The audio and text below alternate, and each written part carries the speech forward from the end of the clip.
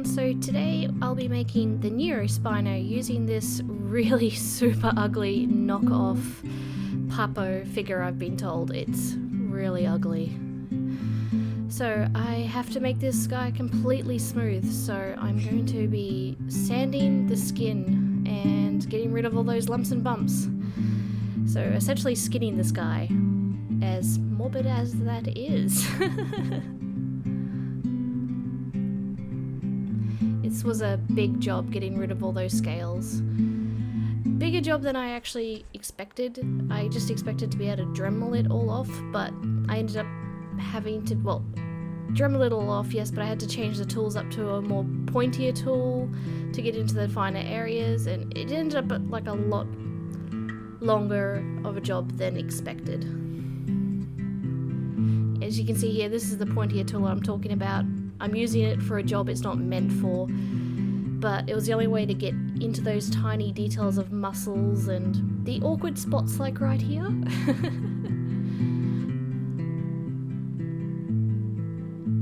And as you can see, it's just doing a really slow job. Now I've got to cut off that spine because that spine is absolutely useless in the Neuro design. I've got to completely rebuild it for the Neuro. So off it comes. While I cut off the spine, I would like to thank everyone for the love and support I've been getting. I've actually been able to invest in a lovely new mic, which is what I'm currently using. I hope my voice sounds clearer. So thank you everyone, it's much appreciated. I hope you stick around because my content stays enjoyable. Let's see, I don't know.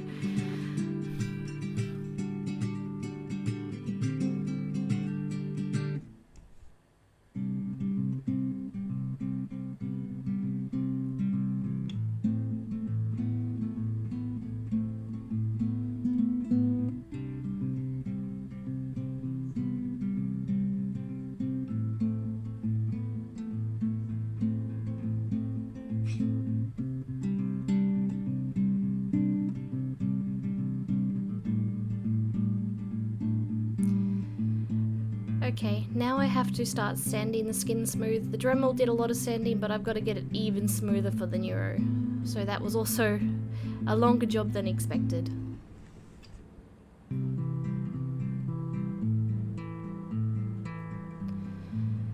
Now that it's all smooth, I've got to start building the spine. So I'm using armature mesh and I've got to glue it down first.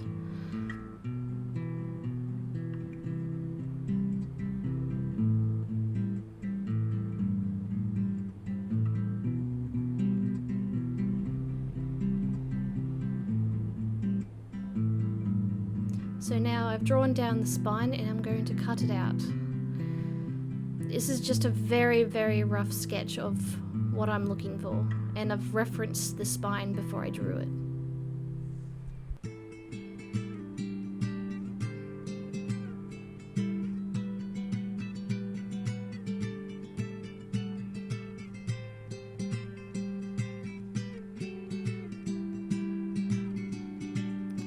So here is the sad part of the story. I was planning on having sound. I was hoping to have the Neuro sound in this sculpture. Sadly, I could only afford really cheap sound module, and it broke during the process, which when you only pay roughly about $7 for a sound module, it's kind of to be expected, sadly. I have since invested in some higher quality sound modules, so my sculptures in futures will have sound, and they shouldn't break as sadly. I'm sorry, I'm devastated about the sound breaking in this. I put so much work into getting that speaker working, and yeah. But live and learn, live and learn.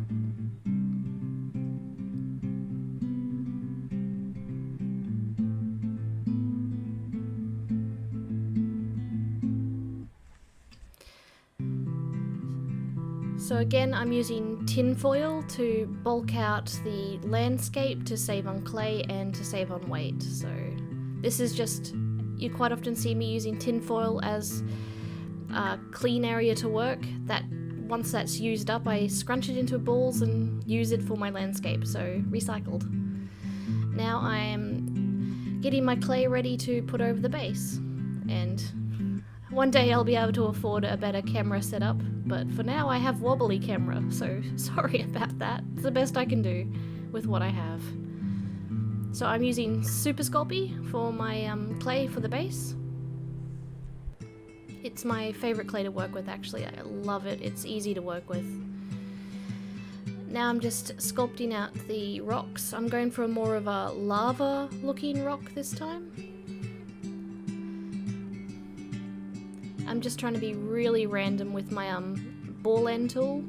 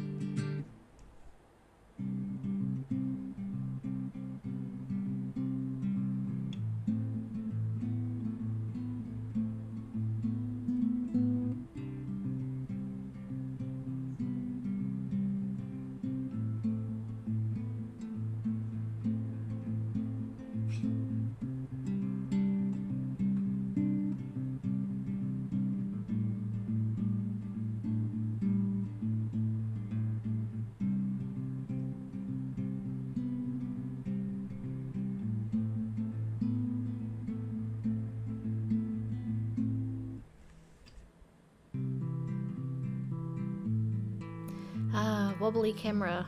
I promise, guys, when I can afford it, I'll get a better filming setup, I promise. For now, I just can't afford it. I'm sorry. Doing the best with what I can.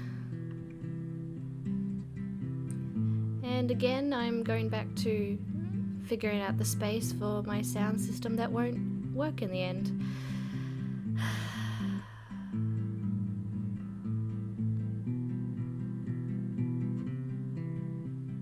Hopefully with the Nycta Tyrannus it won't be as sad. So I've used 2-part epoxy to cover up all the sound equipment. By this point it was still working.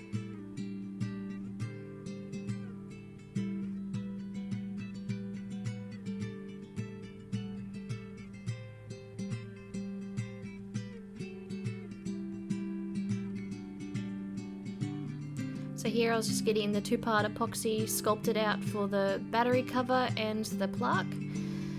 Now I'm drilling holes in the base and into the figure itself for the wire to give it strength so it doesn't fall off its base.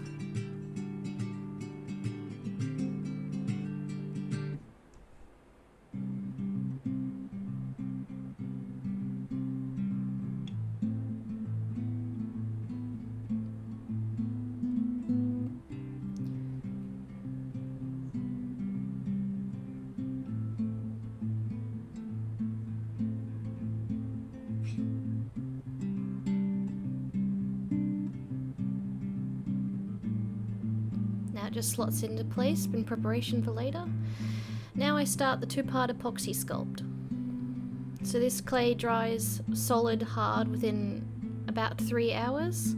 So I have 3-hour working time, so I only sculpt in small areas. But this clay is super strong, so I prefer it over Super Sculpey in these cases, just for strength.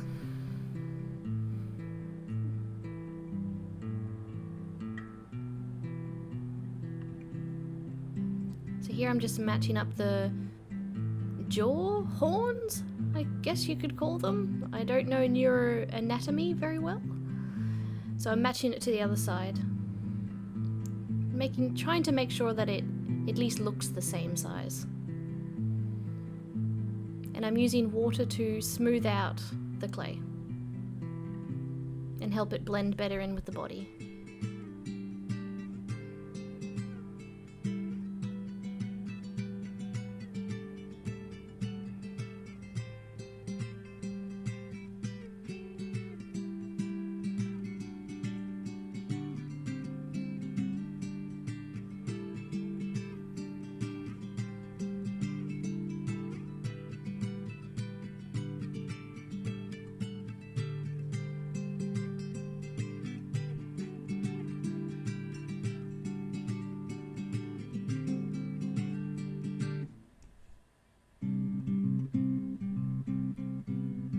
I'm starting work on the spine, and I'm making sure I have those little indents for the glowing parts of the Neuro, just so I can fill them full of glow-in-the-dark paint. I want to make sure I put a good dollop of paint in there for it to glow. So I'm kind of making the holes deeper than what they should be.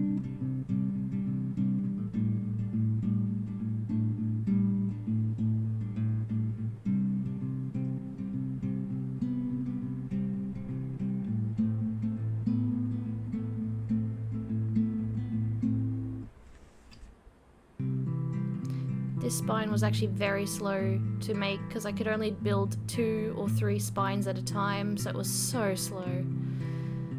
Just because of the fiddliness and keeping them looking delicate meant that I could only work on a very limited number of the spines at a time.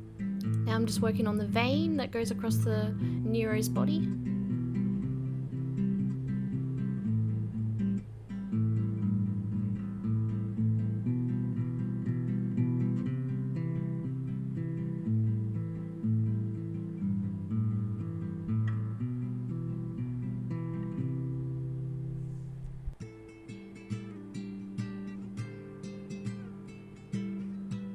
Now all the sculpting is finally done. So now I'm brushing on I think I did 3 layers of Mod Podge just to make the skin extra smooth and to make it seamless between the sculpted parts and the plastic parts, I guess. Yeah, I really wanted to make sure there was no lumpiness and bumpiness to this Neuro skin.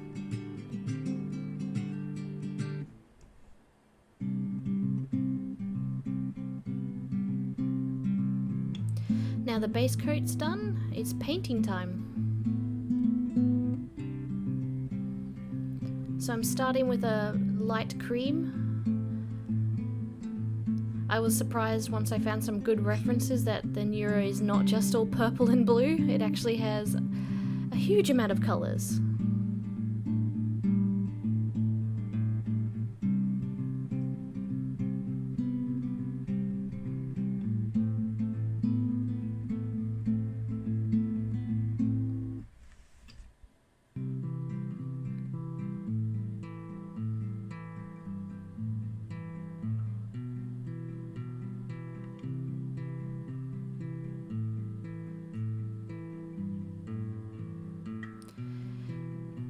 Now I'm using dioxide purple and covering the whole body as a good general base coat, or starting off colour. Here I'm just trying to make sure the purple blends in with the cream in a more natural random effect, which is a lot of back and forth between the colours.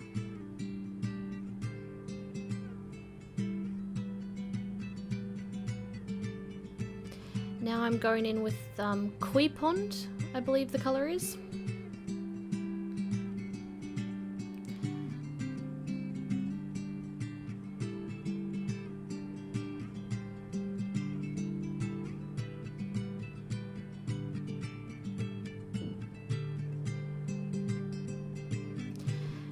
My apologies if you can hear traffic in the background. I don't have a professional recording area, so this is the quietest room in the house for me to record.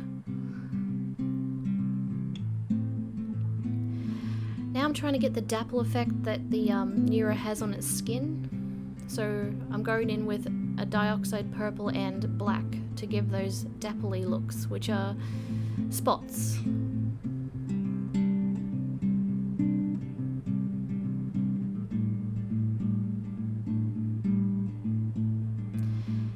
And of course the teeth.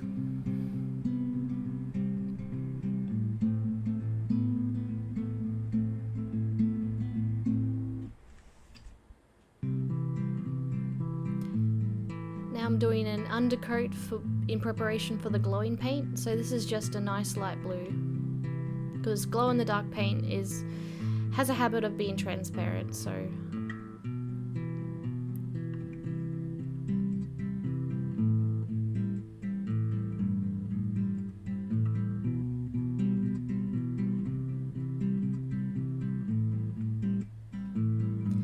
So now I'm painting with glow-in-the-dark paint. So my technique for painting with glowing paint is to use my black light so I can see the paint going down, so I can see how thick it is and whether I need to add more for better glow.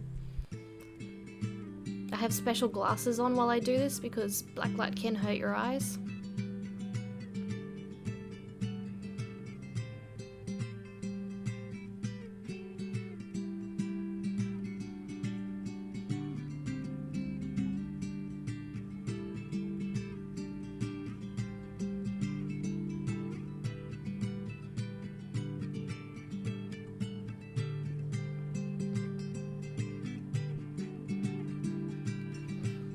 So unfortunately my GoPro camera doesn't pick up glow very well, but I promise I have a photo at the end that shows the glow. It is glowing very nicely. I'm very happy with this glow paint. Now I gotta paint the base. So I'm just going in with a base grey on all of the rocks.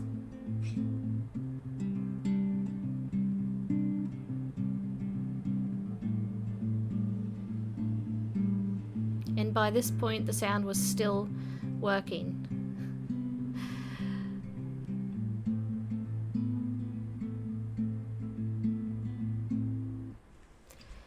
Now the base coat for the river bottom.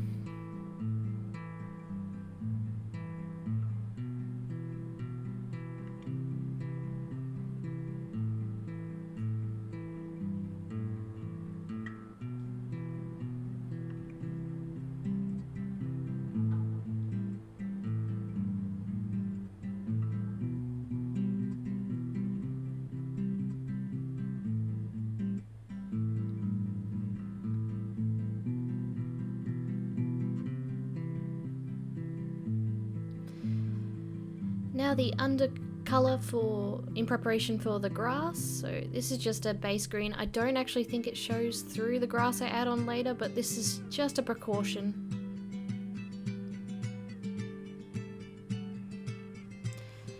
And I'm also using a dry effect of this paint to go along the riverbed where it will show between the grass. I hope that made sense.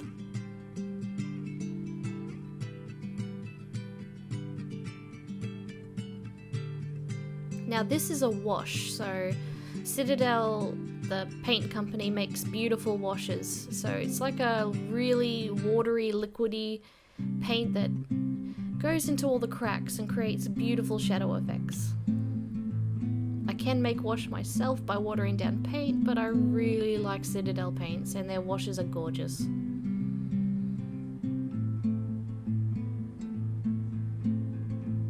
So you can see there how it brought out all the little indents in the rock.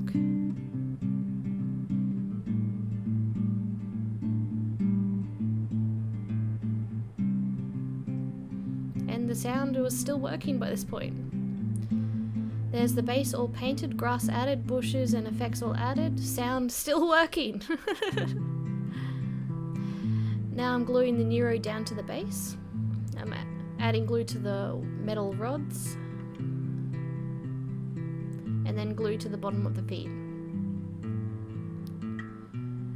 Oh, sorry, here you can see that I've had to cover up the button, so it was between painting and this point that the button stopped making sound.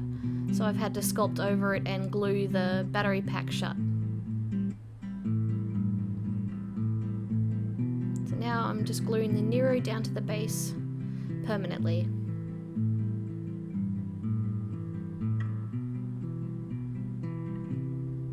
Yeah, I'm very disappointed about the sound. Don't buy cheap sound modules. Okay, so now I am doing the resin water effect. So this is just UV resin. It's the resin I prefer to use just because I can control it. It doesn't harden until I set the black light onto it. This is me setting it, so you can see all the fumes going off it. So I usually do this at night when there's no sunlight and I can open the windows.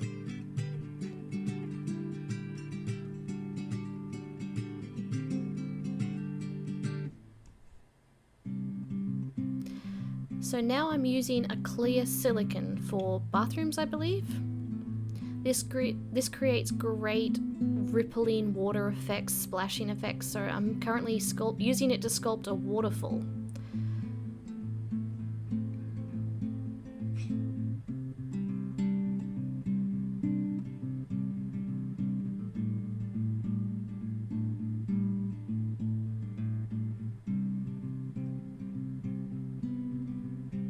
So that's the Neuro all done.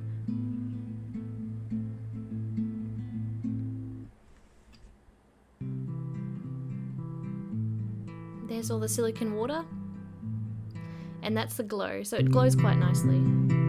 Thank you so much for watching, everyone. We'll see you in the next one. Bye!